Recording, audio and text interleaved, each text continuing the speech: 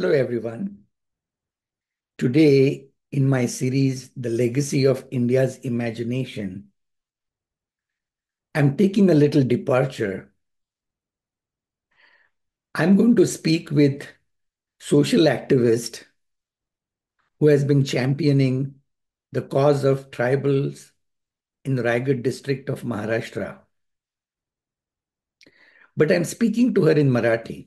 आज मी रायगड जिल्ह्यात कातकरी समुदायाबरोबर आदिवासींबरोबर काम करणाऱ्या उल्का महाजन यांच्याशी संवाद करणार आहे.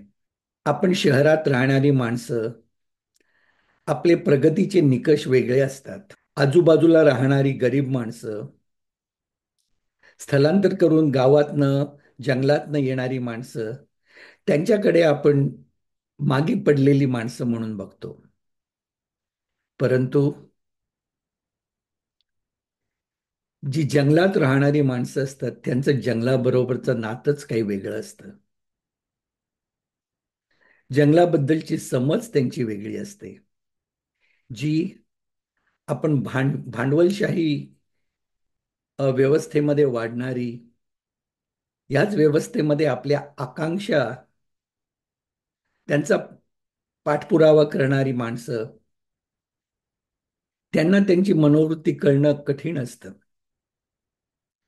परंतु उल्का गेली 3 दशकं आदिवासींबरोबर काम करून त्यांच्या मानवी हक्कांसाठी, त्यांच्या अनेक प्रकारच्या शोषणाविरुद्ध लढा देत त्यांच्या बरोबर राहिल्या आहेत. आज मी त्यांच्याबरोबर बोलणार आहे.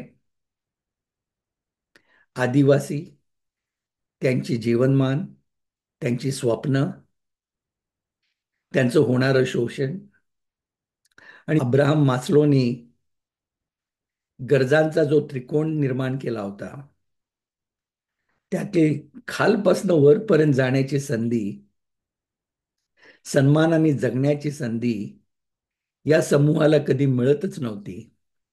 त्यांच्यासाठी कशा प्रकारे झगडा तिने केला याबद्दल आमची चर्चा होणार आहे. मी तिला विचारलं की पुढल्या पिढीला जी शहरीकरणाच्या, भांडवलदारी व्यवस्थेच्या रहाटगाडग्यात पकडली गेलेली आहे, तिला तू कुठला पर्यायी विचार देऊ इच्छितेस, ते पहिलं पाऊल कुठलं घेऊ शकतात, या सर्व विषयांवर आज चर्चा करू उल्का महाजन बरोबर. So over to Ulka Mahajan. So नमस्कार उल्का.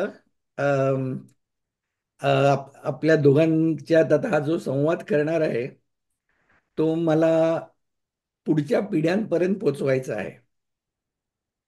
आणि याची एक पार्श्वभूमी सांगतो. गेल्या हं. वर्षी आमच्या नानांचं जन्मशताब्दीचं वर्ष होतं आणि त्यावेळी ती कशी साजरी करायची माझ्या परीने हा मी विचार करत होतो. तेव्हा असा माझ्या मनात विचार आला की फक्त नानांचं एकटंच किंवा आईचं एकटंच जीवन त्याबद्दल बोलायचं किंवा त्याबद्दल त्याच्यावर प्रकाशाचा झोत आणायचा, त्यापेक्षा ते ज्या काळात ध्येयवादाने धुंद झाले होते, वेगवेगळ्या आंदोलनात सामील झाले होते आणि त्यांनी जे भारताच्या भविष्याचं स्वप्न रंगवलं होतं, एकटंच नव्हे तर पूर्ण त्यांचा समुदाय होता, त्यांची मित्रमंडळी होती जी ध्येयवादाने झपाटली होती, त्या सर्वांच्या कामाचा ची कुठेतरी नोंद करून ठेवायला हवी. कारण आपण पाहतोय गेल्या 30-40 वर्षात अर्थव्यवस्था बदलत चालली आहे. 2 नवीन पिढ्या निर्माण झाल्या आहेत आणि त्यांना जुन्या ध्येयवादाची कल्पनाही नाही.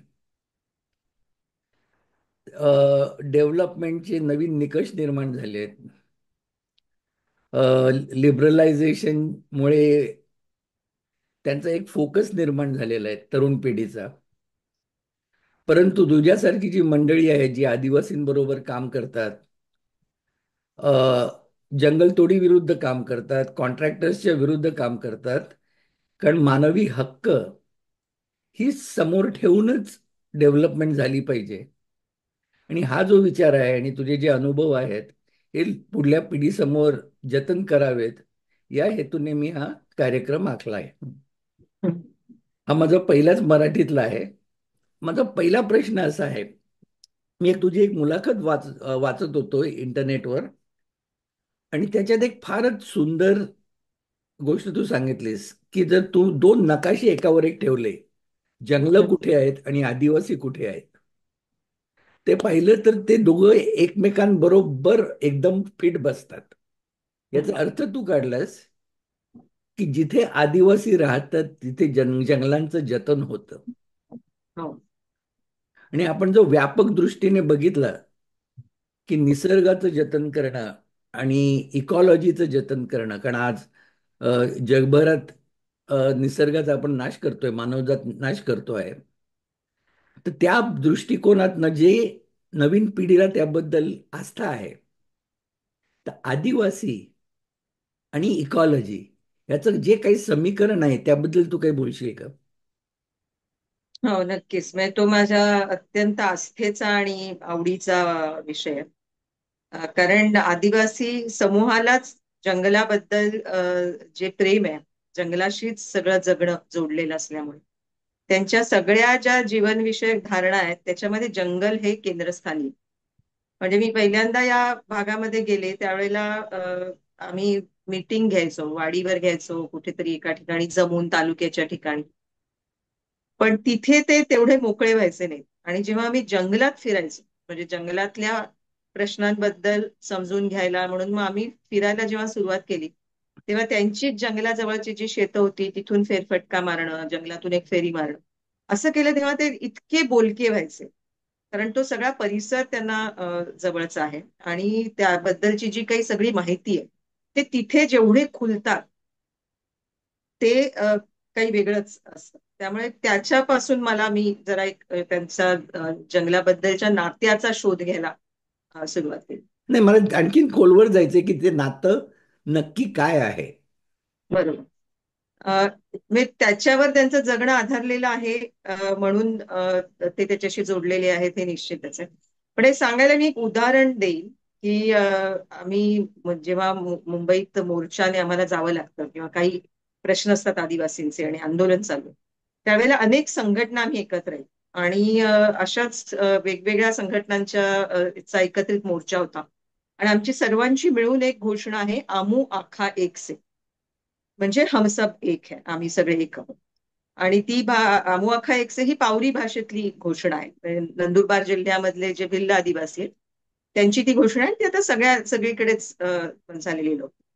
एका पत्रकारांनी बायकांना थांबवलं आणि म्हणाले, हे तुम्ही काय बोलताय, तुम्ही काय बोलता ते तुम्हाला समजतं का? आणि त्याचा दृष्टिकोन थोडा खिल्ली उडवण्याचा होता. पण त्या बाई, ती एक एक बाई त्यातली थांबली आणि ती म्हणाली, तिने त्याला प्रतिप्रश्न केला पत्रकाराला, की तुला असं वाटत असेल ना की आम्ही असं म्हणतोय की सगळी माणसं आम्ही एक आहोत, शहरातले, गावातले, गरीब, श्रीमंत, या जातीचा, त्या धर्माचा. ते तर आहेतच म्हणाले, ते तर आम्ही सगळे एक आहोतच.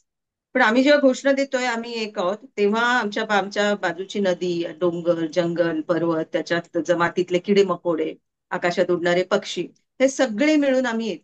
तर आम्ही जेव्हा हम सब, आम्ही आमू आखा म्हणतो, तेव्हा आमो आखामध्ये हे सगळं आखा.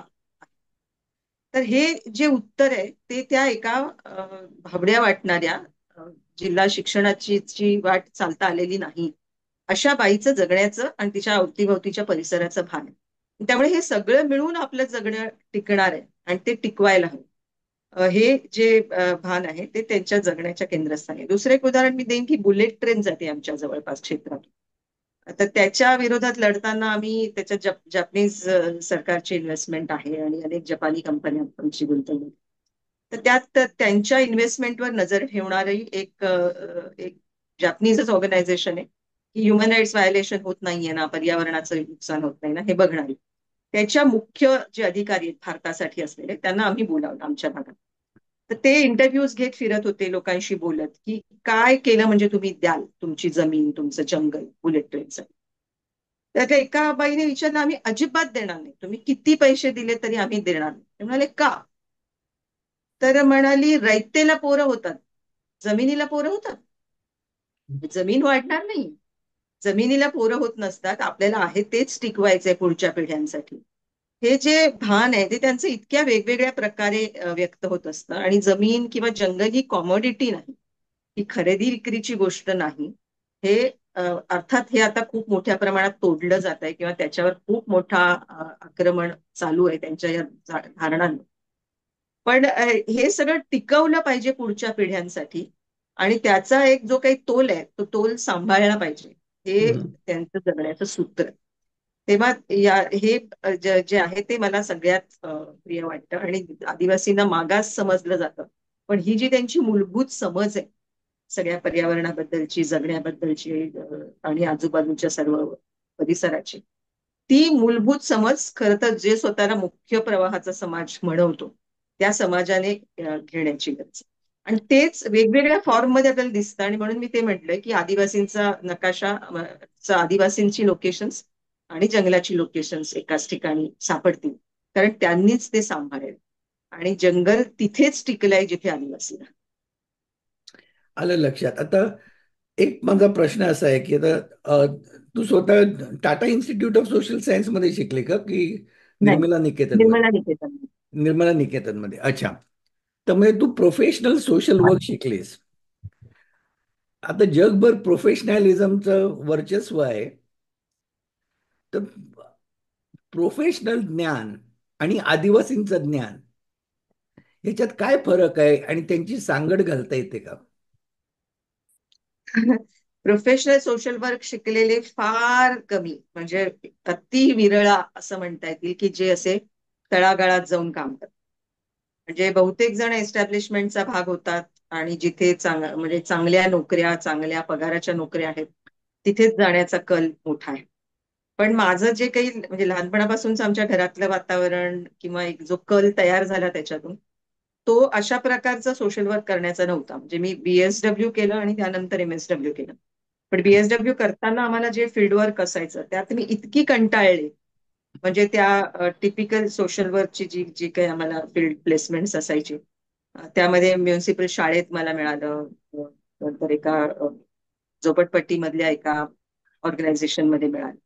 पण त्यात कुठेतरी मला असं ती कुंठित अवस्था जाणवत होती, की लोकांचे प्रश्न आणि हे जे प्रकल्प आहेत ते प्रकल्प त्याला देत असलेली उत्तर त्याच्यात ताळमेळ नाही. आणि खूप मुळापासून असा विचार नाही त्याच्यामध्ये नाहीये. त्याच्यावर काहीतरी सिम्प्टोमॅटिक ज्याला आपण म्हणतो की लक्षणांवर उपचार करण्याचा प्रकार तो अधिक आहे. आणि त्यामुळे मी तर ते सोडून बाहेर पडणार होते बीएसडब्ल्यू झाल्यानंतर, की हे हे मला तेव्हा तेवढं त्यावेळेला आर्टिक्युलेट करता आलं नाही किंवा शब्दात बोलता येत नव्हतं. पण हे जाणवत होतं की हे नाही, काहीतरी मला खटकतंय. पण बीएसडब्ल्यू झाल्यावर मी 1 वर्ष काम केलं वेगवेगळ्या ठिकाणी झोपडपट्ट्यांमध्ये. आणि ते करत असताना मला आदिवासी भागाच्या मध्ये जाण्याची एकदा संधी मिळाली.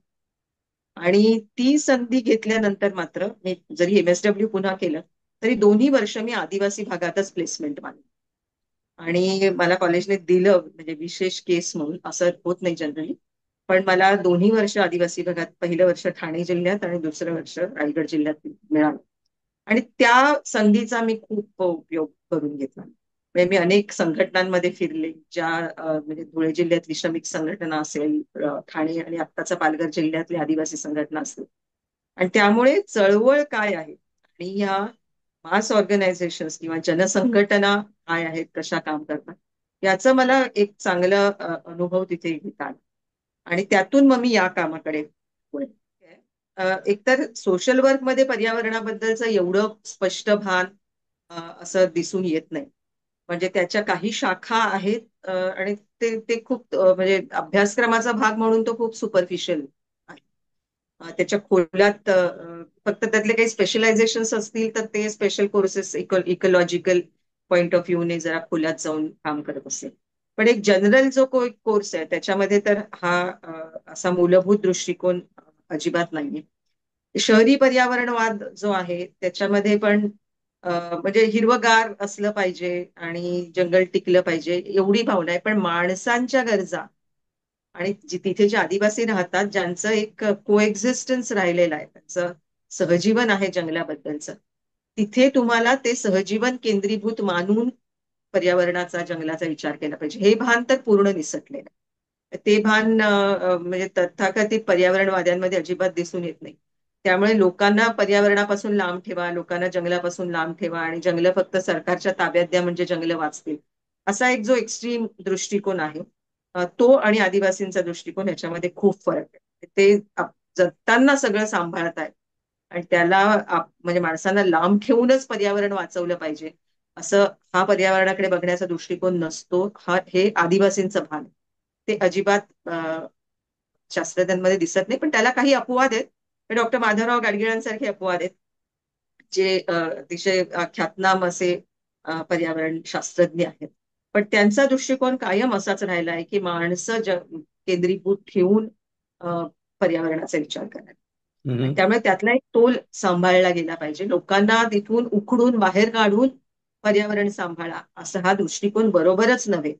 असं म्हणजे जे माधवराव गाडगिळांचं स्कूल म्हणूया आपण, पण त्यातले जे लोक आहेत त्यांचा एक मात्र वेगळा दृष्टिकोन आहे. आणि त्यामुळे त्यांनी ज्या पद्धतीने सह्याद्रीचा, पश्चिम घाटाचा, तिथल्या जीवनाचा विचार केलाय तो खूप मूलभूतरित्या वेगळा आहे आणि तो अधिक ग्राउंडेड म्हणजे या जमिनीमध्ये रुजलेला आहे असं मी, आणि जो हा, आदिवासींच्या धारणेशी खूप मिळता जुळता. छान. तर आता मी आता थोडा भूतकाळाकडे वळणार आहे. मी असं वाचलं वेबसाईटवर की तू 1989 साली अ, म्हणजे सामाजिक चळवळीमध्ये शिरलेस. त्यावेळी काय काय प्रेरणा कुठून मिळाली त्यासाठी? मी आता म्हटलं तसं की मला त्या वेगवेगळ्या संघटनांमध्ये जाण्याची संधी मिळाली होती. हम्म. आणि मी दुसऱ्या वर्षाला शिकत असताना धुळे जिल्ह्यात शिरपूर तालुक्यात दलितांना जिवंत जाळण्यात आलं. हम्म. म्हणजे अलीकडच्या काळातली खैरलांजीची घटना अनेकांनी ऐकलेली आहे. पण त्यावेळी धुळे जिल्ह्यातल्या शिरपूरमध्ये ही अशी घटना घडली होती आणि म्हणजे त्यात जे आरोपी होते त्यांना अटकही झालेली नव्हती आणि त्याच्या विरोधात महाराष्ट्रभर आंदोलनं होणार होती. आणि हे कॉलेजमध्ये असताना जेव्हा आम्हाला कळलं तेव्हा आमचा एक ग्रुप होता, आम्ही सगळ्यांनी ठरवलं की आपण वेगवेगळ्या ठिकाणी या आंदोलनात सहभागी होऊ. आणि मी आणि माझ्या एका मैत्रिणीने ठरवलं की आपण जव्हारमध्ये होणार होतं तिथे जाऊ. ते जव्हार हे आदिवासी क्षेत्र आहे आणि तिथे संघटना एक काम करते, कष्टकरी संघटना. तिथे जायचं आम्ही ठरवलं आणि त्या आंदोलनात सहभागी व्हायला गेलो. तर तिथे आम्हाला आधीच पोलिसांनी ते आंदोलन सुरू व्हायच्या आधी नोटीस बजावली आणि जमावबंदीची नोटीस होती, तुम्हाला इथे जमता येणार नाही. आणि तिथली कार्यकर्ती आणि आम्ही दोघी जणी कॉलेजमधून गेलो. आम्हाला तिघींना आधीच त्यांनी पोलिसांनी उचललं, प्रिव्हेंटिव्ह डिटेन्शन म्हणून, आणि पोलीस स्टेशनमध्ये घेऊन गेले. आणि तिथे गेल्याबरोबर थोडा वेळ पोलीस इन्स्पेक्टर होता, ते निघून गेल्यानंतर त्यांनी आम्हाला काहीतरी इशारा केला पोलिसांना आणि पोलिसांनी आम्हाला थेट कोठडीत टाकायची तयारी चालू. तर ती जी तिथली ऍक्टिव्हिस्ट होती शिराज, ती म्हणाली की असं हा जव्हार पोलीस स्टेशनचा अनुभव फार वाईट आहे. आपल्याला त्यांनी रीतसर अटक केली तर ठीक आहे, पण हे अशा प्रकारे त्यांनी कोठडीत टाकलं तर त्यांनी खूप वाईट प्रकार केलेले आहेत स्त्रियांच्या बाबतीत. आपण कोठडीत जायचं नाही, आपण इथेच दरवाज्यात बसू. आणि आम्ही तिघी तशा दरवाज्यात बसलो. पण ते जे काही 8-10 पोलीस तिथे होते त्या पोलिसांनी मग त्यांचा संघटनेवर राग होताच, कारण पोलिसी अत्याचाराच्या विरोधात ती संघटना आवाज उठवत होती.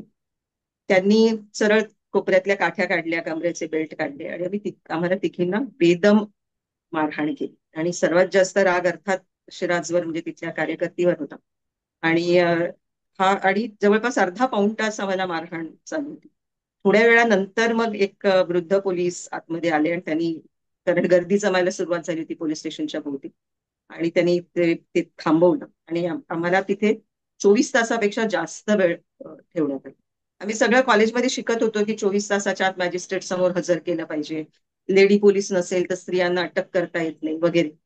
हे जे अधिकार आहेत ते अधिकार प्रत्यक्षात नसतात, ते मिळतही नाही. याचा हा पहिला अनुभव होता. आणि त्या मारहाणीनंतर 36 तासानंतर आम्हाला मॅजिस्ट्रेट समोर हजर करण्यात आलं.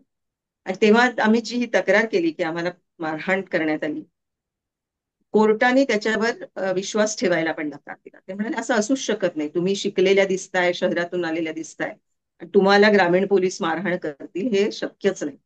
आणि ती कसलीही केस झाली नाही. हा पहिला अनुभव होता की प्रत्यक्ष व्यवस्था कशी काम करते. तर कायद्याचं पुस्तकातलं ज्ञान आणि प्रत्यक्षात व्यवस्थेचा कारभार, आणि तो सुद्धा जेव्हा तुम्ही शोषितांच्या बाजूने, कष्टकऱ्यांच्या बाजूने उभं राहता, आवाज उठवता, तेव्हा या व्यवस्थेचा कसा दृष्टिकोन असतो याचा हा पहिला अ, प्रत्यक्ष अनुभव होता. आणि त्या अनुभवानंतर मग माझा निर्णय कायम झाला की मी अशाच भागात जाऊन काम करेन जिथे कायदा पोचत नाही, किंवा जिथे आदिवासींचं प्रचंड शोषण आहे, अशा भागात जाऊन काम करेन. आणि मग तो निर्णय हळूहळू आणखीन पक्का होत गेला, आणि कॉलेज संपल्याबरोबर मग मी रायगड जिल्ह्यात कामाला सुरू. आणि ते काम कातकरी लोकांबरोबर सुरू केलं ना? हो. हो. तर रायगड जिल्ह्यात दोन आदिवासी जमाती आहेत, एक कातकरी आणि दुसरी ठाकर. तर त्यात अच्छा. कातकरी हे सर्वात जास्त शोषित, त्यामुळे आम्ही हा निर्णय घेतला होता की कातकरी समाजाबरोबर काम करणं हे आमचं प्राधान्य राहील. आणि मी कुठेतरी वाचलं काहीतरी 15,000 कुटुंब आहेत ना कातकरी? त्यापेक्षा अधिक आहेत. म्हणजे आताची लोकसंख्या रायगड जिल्ह्यातली ही जवळपास 4.5 लाखापेक्षा जास्त आहे.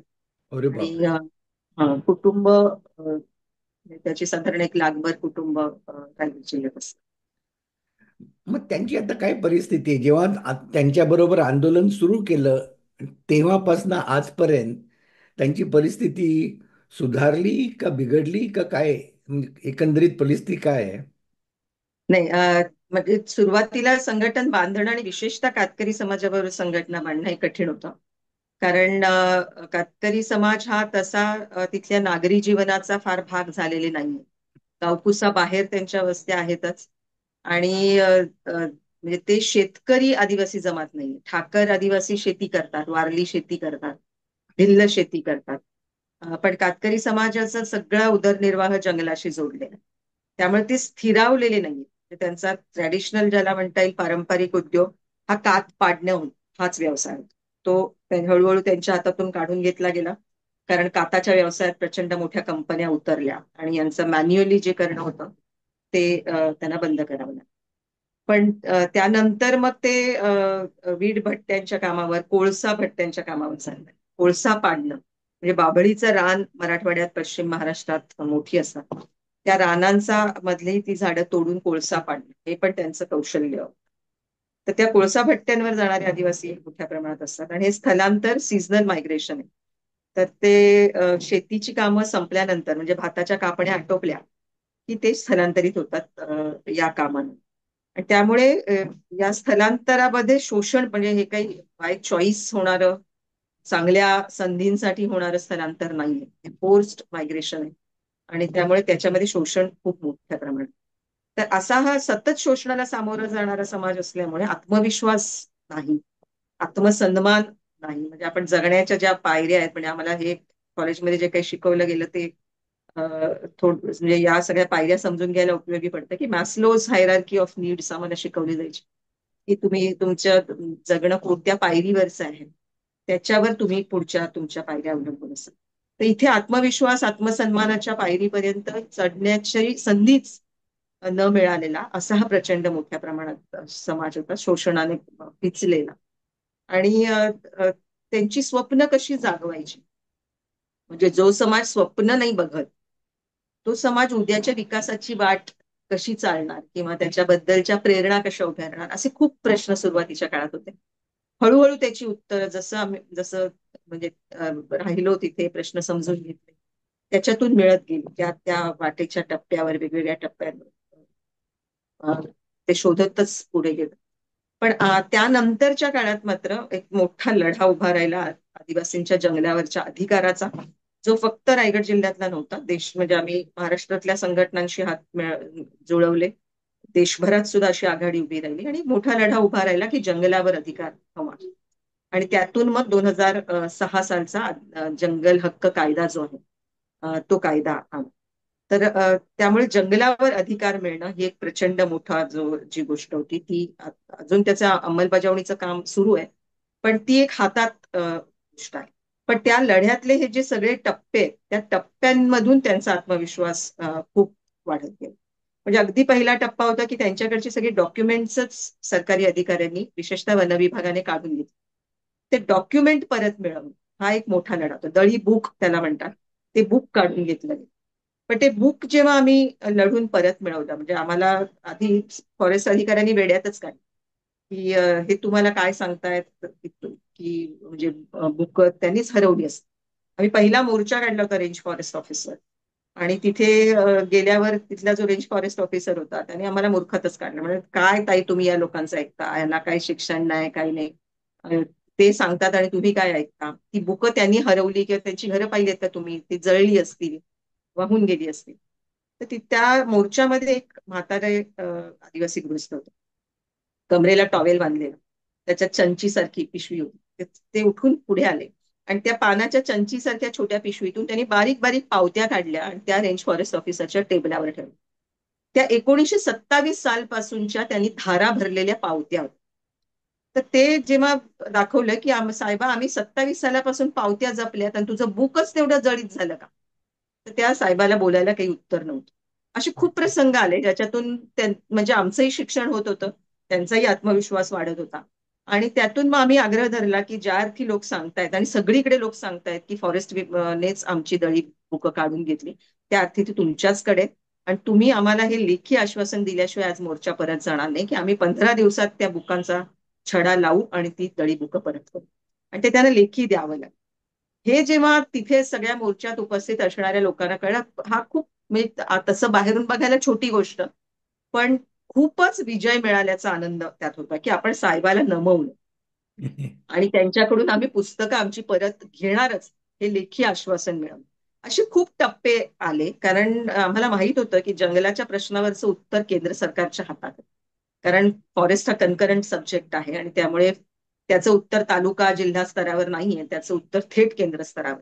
मग एक आदिवासी समाज ज्याचा गावामध्ये सुद्धा आत्मविश्वास तयार झालेला नाही त्याच्या स्वतःच्या राहत्या गावात, त्यांचा लढा त्या गावकुसा बाहेरून उभा करून केंद्र सरकारच्या पातळीपर्यंत न्यायचा, ही जी प्रचंड मोठी वाट आहे, त्याचा जो टप्पे आहेत, तिथे हा आत्मविश्वास टिकवायचा कसा आणि लढायची प्रेरणा तर त्याचे असे अनेक टप्पे झाले आणि त्याच्यातून ती वाटचाल घडल्यामुळे आज कातकरी समाजच्या मध्ये आत्मविश्वास मोठ्या प्रमाणात आहे.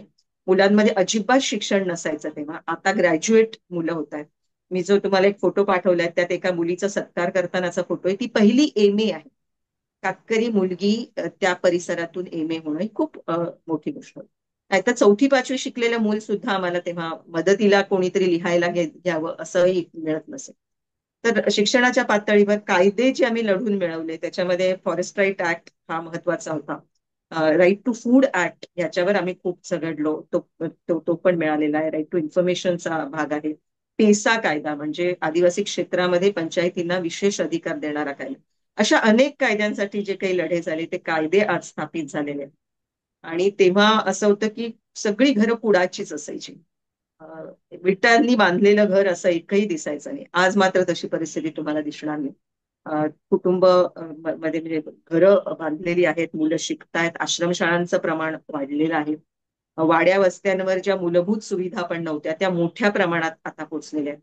अत्याचार खूप व्हायचे, खूप मारहाण होत असे. तेव्हा मी जेव्हा गेले तेव्हा 89लाच अॅट्रॉसिटी ऍक्ट झाला होता, पण त्याचा अंमल आमच्या जिल्ह्यात नव्हता. पण जिथे कुठे आदिवासींना मारलं जाईल, मालकाने मारलं, कॉन्ट्रॅक्टरने मारलं, पोलिसांनी मारलं, तर असा एकही प्रकार आता सोडायचा नाही हे आम्ही ठरवून त्याच्यावर काम सुरू केलं. आणि हात लावून घ्यायचा नाही. मारहाण झाली तर आम्ही त्याचा गुन्हा दाखल करायला लावणार. त्यासाठी कितीही भांडावं लागलं, झगडावं लागलं तरी झगडू, किती वर जावं लागलं तरी जाऊ, पण तो झाला पाहिजे. त्याने एक वातावरण पूर्ण पालटलं की आता आदिवासींना हात लावून चालणार नाही, हा एक मेसेज त्या सगळ्या परिसरात पंचक्रोशी जिल्हाभर पसरला. आणि जी सातत्याने होणारी मारहाण होती, आता एखादं कधीतरी म्हणजे विरळा उदाहरण समोर येतं की मारहाणीचं प्रकरण झालं, पण ही जी सर्रास होणारी मारहाण होती, स्त्रियांवर होणारे अत्याचार होते, त्याला खूप मोठ्या प्रमाणात आळा बसला. आणि त्यामुळे ही जी आत्मविश्वासाची आणि आत्मसन्मानाची चळवळ आहे ती खूप अंशी पुढे गेली. आणि आता संघटनेकडे येणारे जे नवीन सदस्य व्हायला संघटनेकडे लोक येत असतात, त्यामध्ये आदिवासी स्त्रिया नेतृत्व करून बिगर आदिवासींना संघटनेत आणतात असं उलट चित्र तयार झालेलं. म्हणजे जी संघटना आदिवासी सदस्यांपासून सुरू झाली पण आता त्याचा पाया पण रुंदावलेला आहे. आणि देवाणघेवाण आधी अस्पृश्य मानलं जायचं कातकरी समाजाला, ती अस्पृश्यता आता राहिलेली नाही. घरात थेट म्हणजे बिगर आदिवासी किंवा त्या भागातले जे उच्च जाती आहेत त्यांच्या घरात सुद्धा आत जाण्या इतकं आणि अर्थात पंचायत राज व्यवस्थेमध्ये जे आरक्षण आहे त्याचाही फायदा आहे. त्यामुळे पंचायत व्यवस्थेमध्ये सदस्य सरपंच होणं यातून पण एक जी वाट सुरू होते निर्णयाकडे, निर्णय प्रक्रियेकडे जाण्याची, त्यातून वातावरण खूप पालट. फारच छान. आता ह्याच्यातनं एक प्रश्न उद्भवतो की जी मुलं शिक्षण घेऊन ज्या ज्या आदिवासी मुलांनी शिक्षण घेतलंय त्यांची स्वप्न काय आहेत आता? एकतर आता बेरोजगारीचं प्रमाण इतकं प्रचंड आहे आणि विशेषतः आता भारतामध्ये जे काही वातावरण आहे त्या बेरोजगारी प्रचंड मोठ्या प्रमाणात आहे. म्हणजे अगदी उच्च शिक्षित मुलांना सुद्धा रोजगार मिळत नाही. त्यामुळे ही जी आदिवासी मुलं शिकतायत त्यांना रोजगार अ, रोजगार मिळणं हे तर एक मोठं स्वप्न असतंच. अ, ते त्या कडे जाण्याची वाटच आता कुंठित झाली आहे किंवा खंडित झाली आहे असं आत्ताचं वातावरण. आणि त्यामुळे पुन्हा एकदा म्हणजे मग शिक्षण कशासाठी अशासारखे प्रश्न पुन्हा एकदा येणार.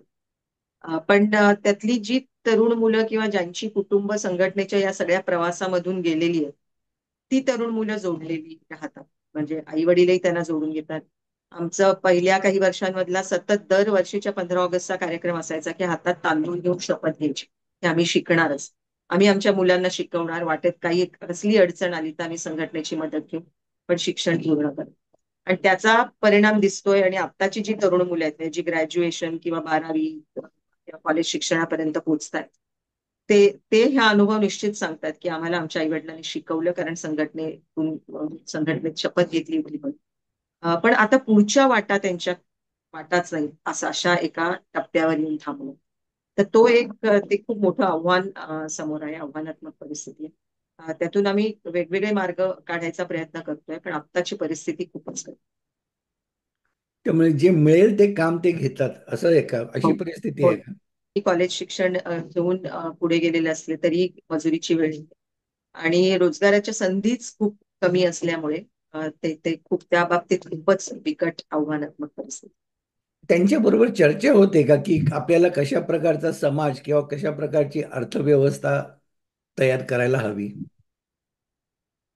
कशा प्रकारचा समाज हवा याबद्दलच्या चर्चा निश्चित होतात कारण आम्ही एक प्रक्रिया जी तरुण मुलं किंवा आमची जी पुढची फळी आहे ती तयार करण्यासाठीची जी चालवतो त्याला आम्ही शोषणमुक्ती शाळा म्हणतो. म्हणजे ती शाळा ही रितसर शाळा नाहीये पण अर्ध शिक्षित किंवा चांगलं शिकलेली मुलं सुद्धा किंवा निरक्षर ज्यांना साक्षराची संधीच नाही मिळाली अशी मुलं सुद्धा अशा सगळ्यांसाठी ते चालतं आणि महिन्यातून 4 दिवस असं आम्ही ते घेतो.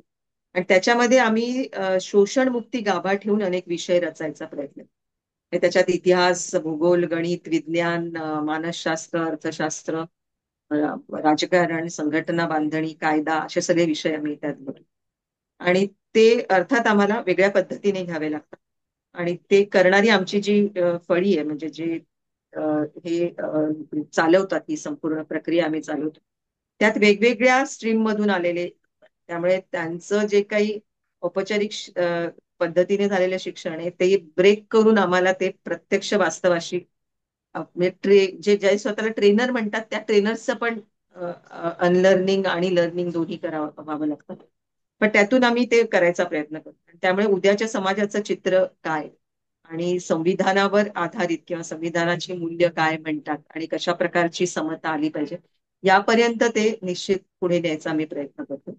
अर्थात ते सर्व समाजाकडे नाही पण आम्ही जी गावशिबिरं घेतो त्या गावशिबिरांमधून पण या प्रकारचं कसा समाज घडवायचा आणि आपल्याला कसा देश हवा याबद्दलचं त्याबद्दलची भान जागवणं हा प्रयत्न सुरू आहे. जर पुढल्या 50 वर्षाचा जर असा एक विचार केला तर ही जी आदिवासी मुलं आहेत जी वाढतायत ज्यांच्या आजच्या समस्या आहेत त्यां त्यांची ओढ कुठे आहे? त्यांची ओढ शहराकडे आहे की जंगलाकडे आहे? आत्ताची पिढी जी आहे ती अजूनही जंगलाकडे ओढली जाते. पण या पुढचं नाही सांगता.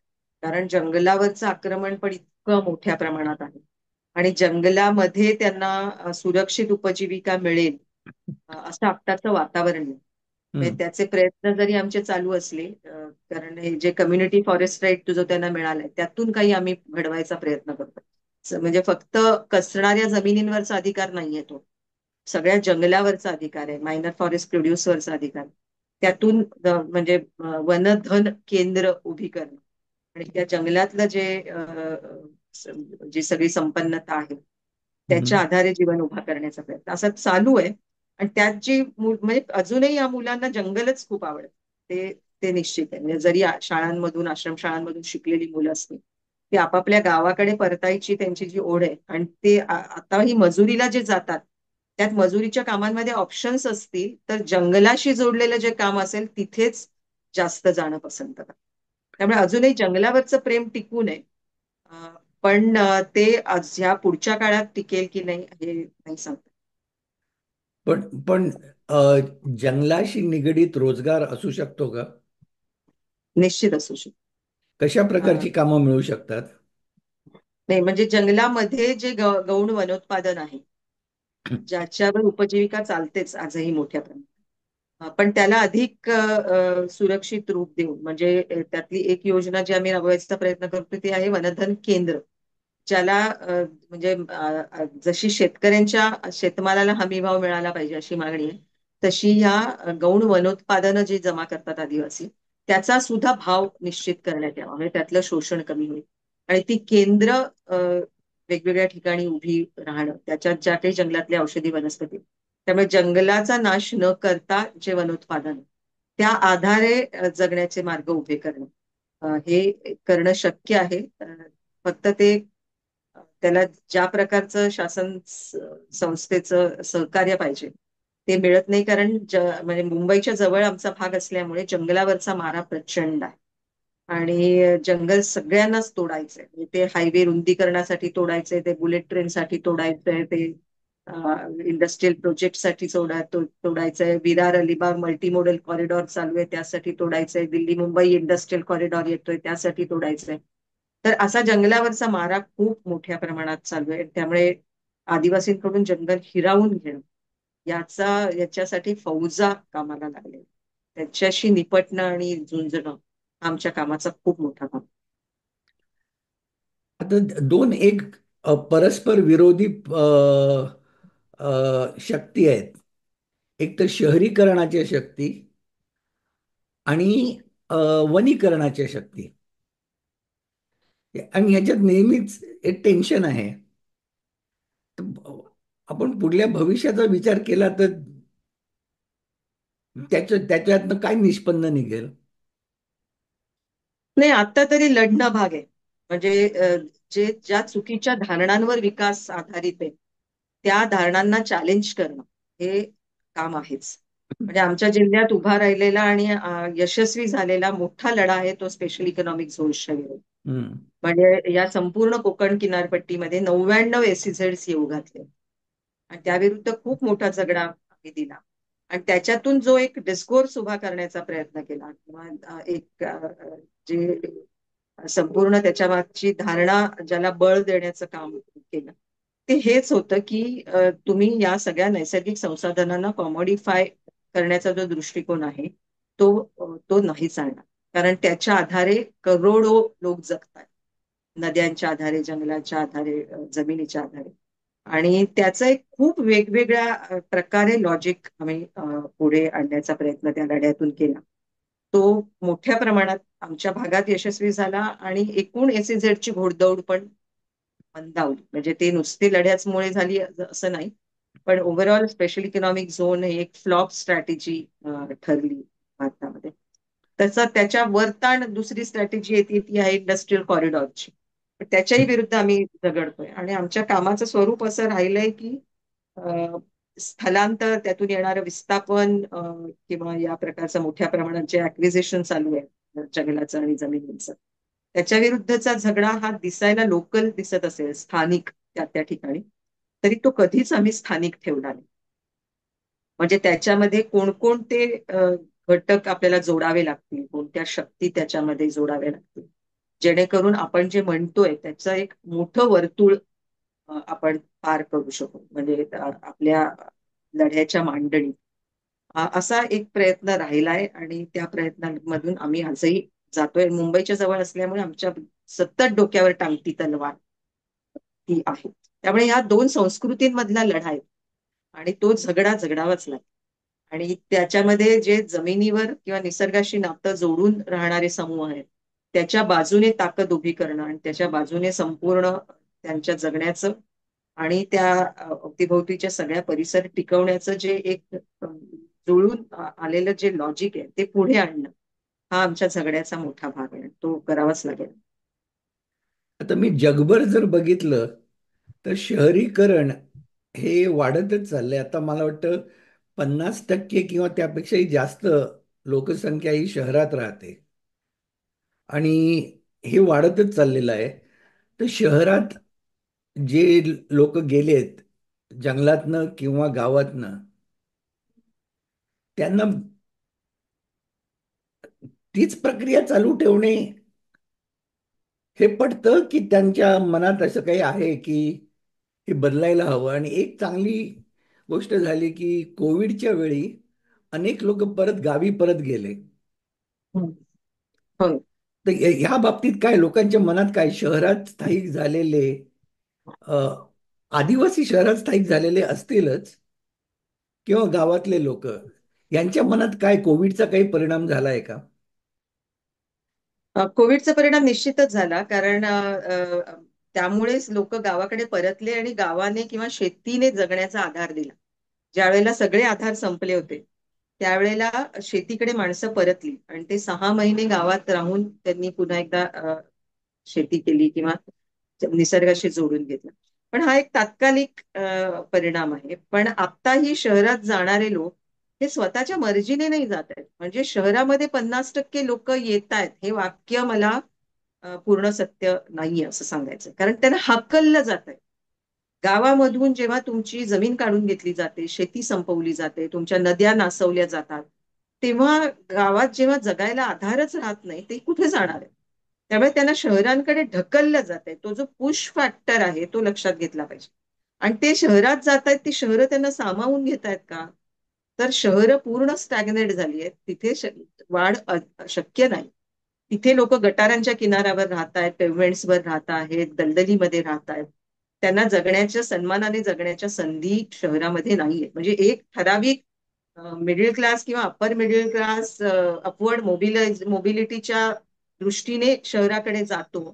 तर आपण जेव्हा गावातली पहिली जी काही पिढी गावातून शहराकडे नोकरी आणि रोजगाराच्या शोधात आली, त्यांचं तिथे जाणं आणि आज गावांमधून शेतकऱ्यांचं, बारा बलुतेदारांचं, ग्रामीण कारागिरांचं ढकललं जाणं गावात, त्या दोन मध्ये खूप अंतर आहे.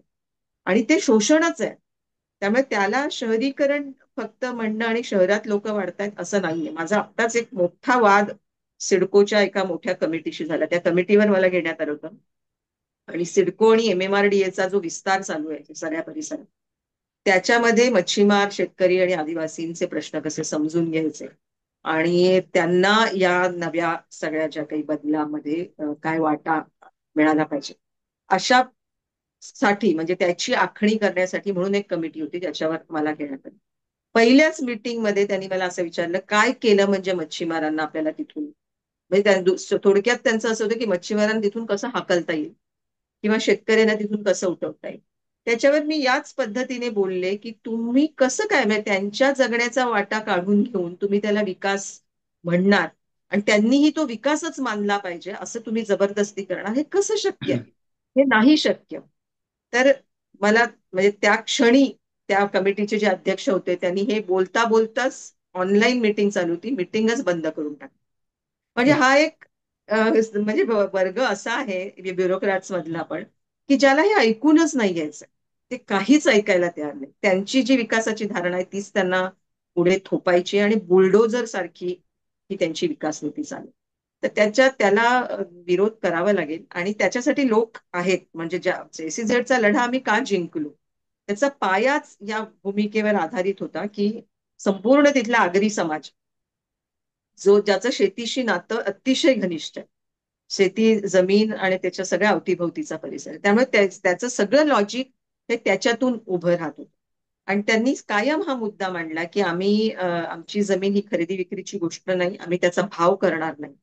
आणि ही जमीन तुमची नाहीच आहे. आमच्या पिढ्या पिढ्यांनी जे समुद्र काही ठिकाणाहून मागे सरकतो आणि ती जी जमीन तयार होते ती कसणुकीखाली आणणं हे पिढ्यांचं काम आहे. तेव्हा आमच्या मागच्या पिढ्या त्यासाठी राबल्या आहेत म्हणून ही जमीन तयार झाली. सरकारने यासाठी काही केलेलं नाही. त्यामुळे सरकार आमची जमीन काढून घेऊ शकत नाही. आमची निर्मिती आहे, आम्ही सांभाळू. तर ही जी धारणा भावना आहे आणि त्याच्यामधली वास्तव पण आहे. त्यामुळे त्याचा आधार निश्चितच त्याच्या मागे आहे. त्यामुळे या पिढ्या त्याच्या आधारे टिकतील, त्याच्यावर मारा होत राहणार. पण जोपर्यंत आमच्यासारख्या संघटना आहेत, या विचाराने काम करणारे कार्यकर्ते आहेत, झगडे उभे करतात, तोपर्यंत त्या धारणा चालू ठेवणं आणि त्याला बळ देणं हे आमचं कर्तव्य. म्हणजे जेव्हा आम्ही लँड ॲक्विजिशन ऍक्ट साठी जी एक पार्लमेंटरी कमिटी त्या कायद्यावर काम करतात, त्या कमिटीने आम्हाला बोलावलं होतं. तर त्या कमिटीला मी हे मांडलं की त्यातल्या अनेक सदस्यांनी हा मला प्रश्न विचारला की तुम्ही लँड ॲक्विजिशन कमीत कमी करा असं म्हणता, मग देशाच्या विकासासाठी जमिनी मिळणार कशा? तर मी म्हटलं की आम्ही एक राईट टू इन्फॉर्मेशन वापरून माहिती काढली होती की जमिनी मिळाल्या नाहीत म्हणून किती प्रोजेक्ट स्टॉल्ड झाले, किती प्रोजेक्ट थांबले. त्याच्या लिस्टनुसार आम्ही त्याचं जे अनालिसिस केलं तर त्यात फक्त 8% प्रोजेक्ट हे जमिनीची उपलब्धता नाही म्हणून थांबले आणि 45% जास्त प्रकल्प हे इन्व्हेस्टमेंट येत नाही, इन्व्हेस्टर्स इन्व्हेस्ट करायला तयार नाही म्हणून थांबले. त्या पार्लमेंटरी कमिटीला मी प्रश्न विचारला की तुम्ही जमिनी मिळत नाही तेव्हा जमिनी संपादित करण्यासाठी कायदा आणता, मग इन्व्हेस्टमेंट येत नाहीये तेव्हा तुम्ही भांडवल ऍक्विजिशन कॅपिटल ऍक्विजिशन ऍक्ट आणणार का? तो करायचं धाडस आहे का तुमच्यामध्ये सरकारमध्ये? किंवा ते तुम्ही करणार नाही कारण तुमचा सगळा दृष्टिकोनच हा अ, एका वर्गीय सगळ्या हितसंबंधांनी आणि धारणांनी भरलेला आहे. आणि त्यामुळे तुम्ही या कॅपिटल ऍक्विजिशन बोलणार नाहीत, इन्व्हेस्टमेंट नाही आली तर देशाचा विकास नाही झाला तरी चालेल पण तुम्ही त्याला हात घालणार नाही. मग ह्या कोणत्या विकासाची गोष्ट तुम्ही करता? त्या कमिटीमधल्या अनेक जे पार्लमेंटेरियन्स होते त्यांनी पण या गोष्टीचा ते म्हणाले तत्वता तर आम्हाला पटतंय आणि अशा अंगाने आम्ही कधीच विचार केला नाही. पण अर्थातच ते या सगळ्या व्यवस्थेच्या अ, सगळे जे काही फोर्सेस आहेत त्याचे त्याचे बळी आहेत, त्यामुळे ते काही त्या पलीकडे विचार करू शकणार नाही. पण हा मूलभूत प्रश्न आहे की तो विचार आणि तो शोषणाचा प्रश्न आहे. बरोबर आहे. मग आपण जगभर पाहिलं तर आदिवासी किंवा ट्रायबल्स यांना सन्मानाने राहता यावं अशी समाजरचना किंवा अर्थरचना कुठल्याही देशाने अ, केली आहे का? असं नाही दिसत. कारण मी मगाशी म्हटलं तसं की सगळी नैसर्गिक समृद्धी आणि संपन्नता तिथेच आहे जिथे इंडिजिनस कम्युनिटीज आहेत जगभर. हं. आणि त्यांच्याकडून ते काढून घेणं हे आजच्या सगळ्या भांडवली व्यवस्थेचं च्या प्रवासाचा भाग आहे किंवा त्यांच्या आक्रमणाचा भाग आहे. आणि त्यामुळे सन्मान मिळतच नाही त्यांना. म्हणजे काय त्यांना वेगवेगळे बेनिफिट्स द्या, लाभार्थी बनवा, त्यांना काही फुकट योजना द्या, डायरेक्ट बेनिफिट ट्रान्सफर करा, पण त्याने त्यांना दुबळं बनवणं चालतं. आणि त्यांच्याकडे असलेली संसाधनं, त्याच्याबद्दलचं प्रेम जे आहे, त्याच्याबद्दलचं जे नातं आहे ते तोडण्याचे मार्ग सुद्धा खूप मोठ्या प्रमाणात चालू. आणि त्याच्या आधारे ते ते बळकावायचं आहे हे निश्चितच. त्यामुळे आदिवासींचा सन्मान वगैरे खूप लांब राहील. आता तर त्यांना त्यांच्या म्हणजे ताठ उभ्या राहणाऱ्या पायांवरच खाऊ घालणं सुरू. आता मी सुरुवातीला सांगितलं की माझा हा जो प्रकल्प आहे हा पुढल्या पिढीसाठी आहे, की त्यांना काही नवीन विचार किंवा जे कालबाह्य झालेले असे विचार आहेत की ज्या भांडवलदारी व्यवस्थेत किंवा अ, शोषण करणाऱ्या व्यवस्थेमध्ये जे विचार मागे पडले आहेत त्या विचारांची जर परत जाणीव व्हायला हवी असेल तर तू त्या पुढल्या पिढीला काय सांगू इच्छितेस? आणि पुढच्या पिढीला हे सांगायला हवं की जे चिरंतन टिकणार आहे आणि टिकवायला हवं असं जे काही आपल्या अवतीभवती आहे ते ते टिकवलं नाही तर पुढच्या पिढ्या, म्हणजे असा कोणताही कारखाना येणार नाहीये की तुम्ही कारखान्यात एका बाजूने बियाणंच घाला आणि दुसऱ्या बाजूने गहू तांदूळ आणि फळफळावळ बाहेर पडेल. हम्म. त्यासाठी जमिनी टिकवाव्याच लागतील. पूर्ण जे म्हणजे ज्याला म्हणजे पूर्ण जग तापतं आहे आणि जे काही क्लायमेट चेंजचे परिणाम सगळे दिसत आहेत, त्याचा जो भीषण त्याचे परिणाम आहेत, ते सगळ्यात पहिल्यांदा त्याचे फटके हे सर्वात गरिबांना बसतायत. पण ते त्याचे फटके सर्वांनाच बसणार.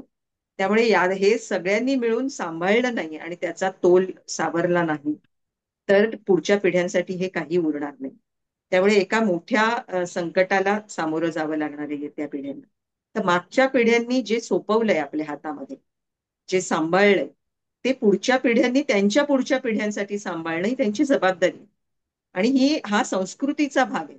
आणि संपूर्ण मानवी समाज ज्या वाटेने चाललाय, ती वाट ही या संस्कृतीच्या अंगाने, ती विकृतीच्या अंगाने जाणारी नाहीये.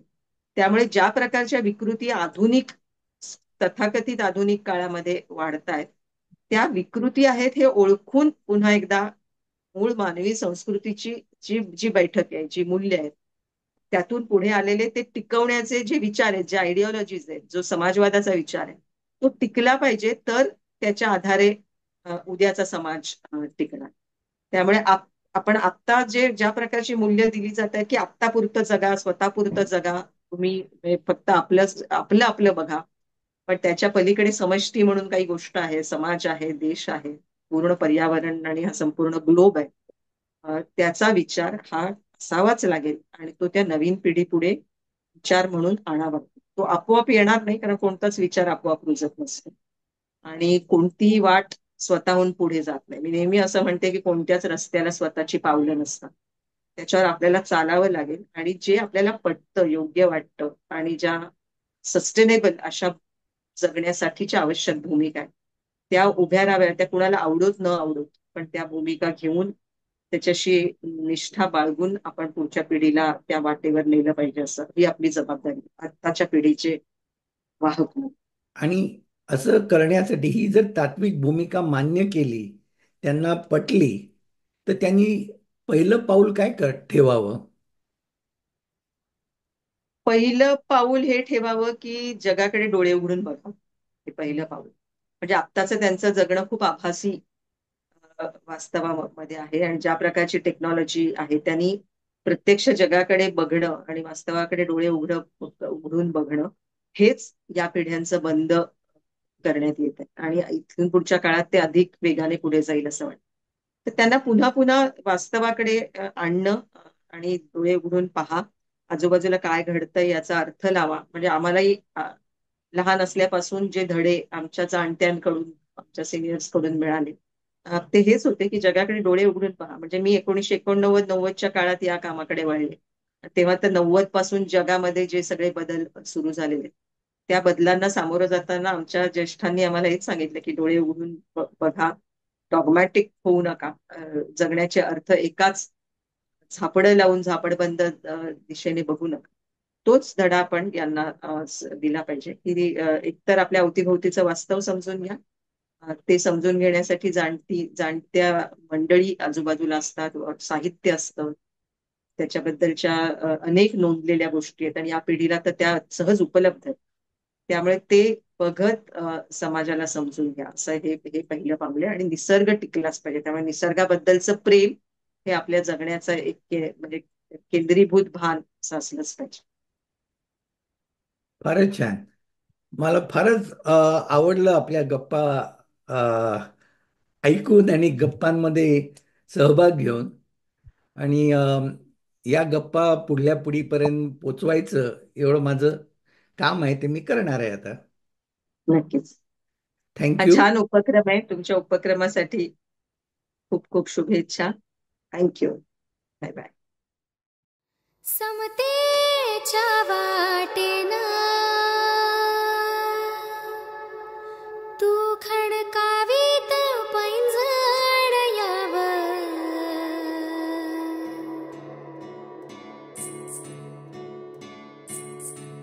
तू याव, तू याव, बंधन तोडीत याव, तू याव, तू याव, बंधन तोडीत याव, समतेच्या